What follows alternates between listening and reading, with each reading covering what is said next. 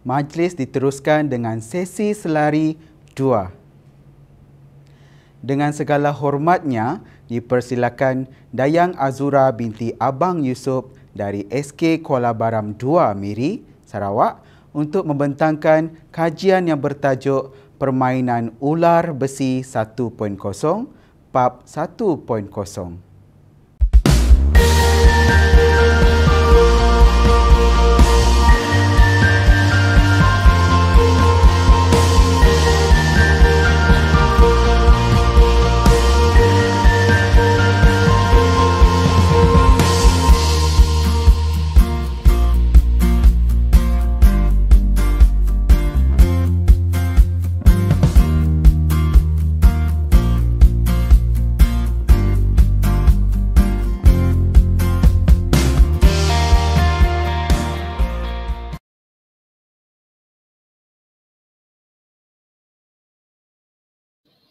Assalamualaikum warahmatullahi wabarakatuh. Saya Dayang Azura mewakili rakan-rakan saya ingin membentangkan tajuk inovasi sekolah kami yang bertajuk Permainan Ular Besi 1.0.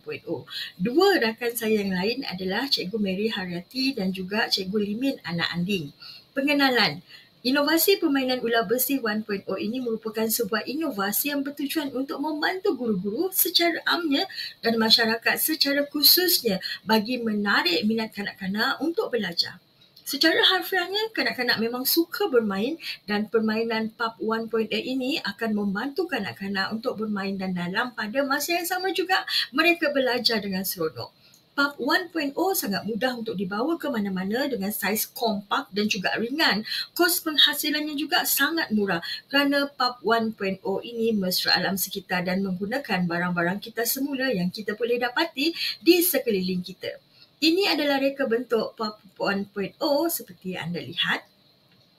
Objektifnya adalah untuk membantu guru untuk menarik minat murid, membantu guru menilai tahap penguasaan murid dan yang paling penting sekali adalah untuk menjadikan murid seorang pembelajar aktif. Murid sukar menumpukan perhatian semasa PDPC. Murid kurang minat untuk belajar. Murid sukakan kaedah bermain sambil belajar. Itulah pernyataan masalah untuk kami. Jadi inovasi bahan dan kaedah pelaksanaan ini ada 6 strategi penyelesaiannya. Yang nombor 1 adalah mengenal pasti masalah. Kami telah menjalankan learning walk dengan tajuknya kesediaan murid untuk sesi PDP. Di sini kami mendapati bahawa murid-murid memang tidak bersedia untuk belajar dan juga tidak fokus. Kemudian kami menganalisis data yang kami dapat daripada student voice. Adakah kamu sering hilang fokus masa sesi pembelajaran? Sebanyak 28.8% murid mengatakan ya dan ini mewakili 89 daripada 200 orang murid dari tahun 4 sehingga tahun 6. Apakah teknik pengajaran cikgu yang paling kamu suka? Dan juga 33.8% murid berkata bahawa mereka suka bermain sambil belajar. Maka di sini tercetuslah idea untuk mewujudkan permainan yang dinamakan sebagai PAP 1.0. Kemudian kami merancang reka bentuknya dan kemudian melaksanakan pembinaan PAP 1.0 dan seperti yang anda lihat itu adalah kita punya PAP 1.0 yang telah siap dibina. Kemudian kami menguji prototipe itu di kelas perdana, prasekolah dan PPKI. Kemudian kami memperbaiki kelemahan yang ada daripada maklum balas yang diterima oleh guru-guru yang menggunakan PAP 1.0. Cara permainannya sangat mudah sekali. Cuma hidupkan switch, kemudian pegang pemegang dan bersedia tunggu arahan daripada guru ataupun facilitator yang boleh terdiri daripada murid itu sendiri. Jika murid menyentuh dawai dan buzzer berbunyi, murid perlu berhenti dan menjawab soalan yang telah disediakan oleh guru sesuai dengan kehendak dan juga objektif pembelajaran. Jika murid berjaya menjawab soalan tersebut, maka mereka boleh meneruskan perjalanan dan kalau salah, kena tukar dengan murid yang lain. Jadi sampailah hujung dan kalau berjaya sampai hujung, mereka akan mendapat token ataupun hadiah daripada guru. Ini adalah keberkesanan PAP 1.0, keputusan pra-ujian sebelum menjalankan aktiviti inovasi dan pasca ujian selepas menggunakan PAP 1.0, dan seperti yang kita lihat memang berlaku peningkatan selepas murid-murid belajar menggunakan PAP 1.0. Potensi idea untuk diperluaskan sangat besar dalam bidang pendidikan, dalam bidang perniagaan dan juga dalam bidang fisioterapi. Sebagai contohnya, dalam bidang fisioterapi, pesakit yang mempunyai masalah saraf atau masalah koordinasi tangan boleh menggunakan PAP 1.0 sebagai salah satu alat untuk berlatih pergerakan tangan.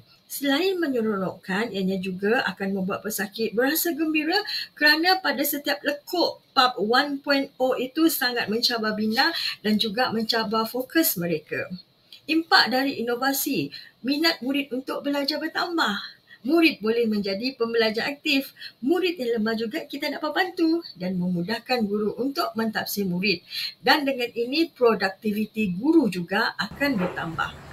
Pada pendapat saya, permainan ini sangat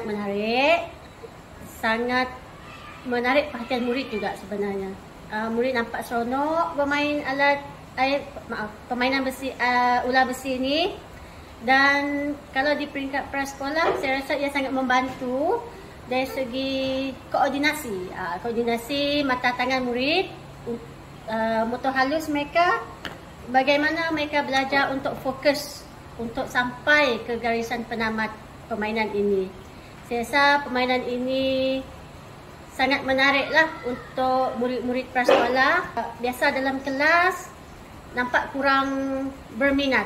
Tapi apabila bermain, murid nampak sangat seronok dan saya rasa permainan ini berjaya menarik minat murid prasekolah. Jika boleh, sebab soalan yang diberikan itu bersesuaian dengan tahap murid-murid di kelas saya.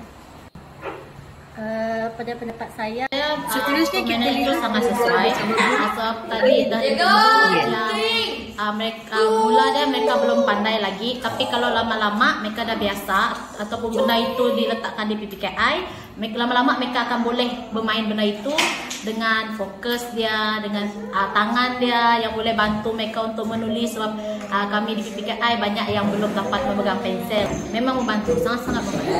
Okey, terima kasih cikgu. Permainan itu sangat sesuai. Okey, seterusnya kita lihat murid prasekolah Bestari menggunakan PAP 1.0.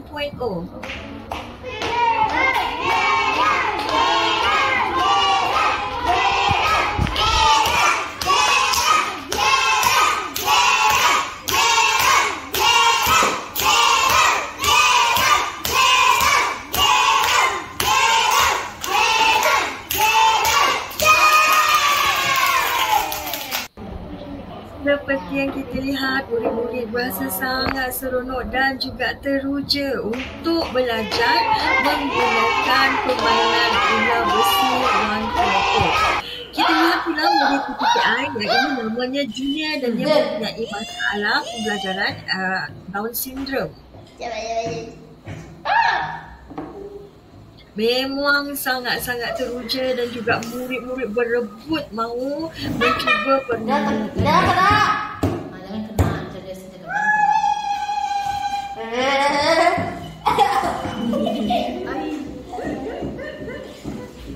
Okey. Seterusnya kita lihat grafik untuk mata pelajaran matematik. Back here. Okay. So, the question is, what is the fraction of the yellow colored part? Huh? 6/2. Sorry. Game over.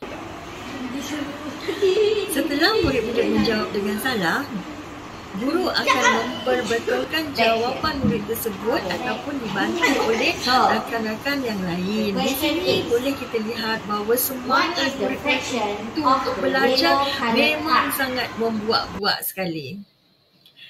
Untuk langkah yang seterusnya, kami akan menaik taraf PAP 1.0 kepada PAP 2.0 yang mempunyai ciri-ciri yang lebih menarik. Antara penambahbaikan itu adalah penggunaan LED, pemegang yang lebih kemas dan juga mesra OKU, bunyi buzzer yang lebih sesuai dan unsur getaran apabila gegelung pemegang menyentuh wayar. Pengajaran dan pembelajaran yang berdasarkan kaedah dan teknik mengajar yang kreatif melalui penggunaan bahan bantu mengajar yang efisien dan mudah dikenalikan oleh guru akan memberi kesan positif ke atas diri murid. Teknik bermain sambil belajar sangat sesuai dengan jiwa kanak-kanak. Ianya dapat membantu dan merangsang minat kanak-kanak untuk belajar. Guru yang cekap dan peka akan memahami kehendak murid-murid dan menyesuaikan dengan teknik pengajaran yang sesuai. Dengan menggunakan PAP 1.0, murid yang lemah juga dapat dibantu. Sehubungan dengan itu, PAP 1.0 amat sesuai untuk digunakan untuk membantu kanak-kanak dan juga murid-murid ini. Begitu juga dengan murid-murid yang telah menguasai objektif pembelajaran, mereka boleh menjadi facilitator dalam permainan ini untuk membantu murid-murid yang lain menguasai objektif pembelajaran. Oleh kerana reka bentuk PAP 1.0 yang ringan dan kompak, ianya sangat mudah untuk dibawa ke mana-mana dan sesuai digunakan untuk semua mata pelajaran dan merentas kurikulum. Itu sahaja daripada saya, wakil dari SK Kuala Baram 2. Semoga kita berjumpa lagi. Bye! Terima kasih kepada Dayang Azura binti Abang Yusof atas pembentangan sebentar tadi. Sesi soal jawab selama 5 minit akan diadakan sejurus selepas pembentangan. Sila kemukakan soalan anda melalui chat box YouTube.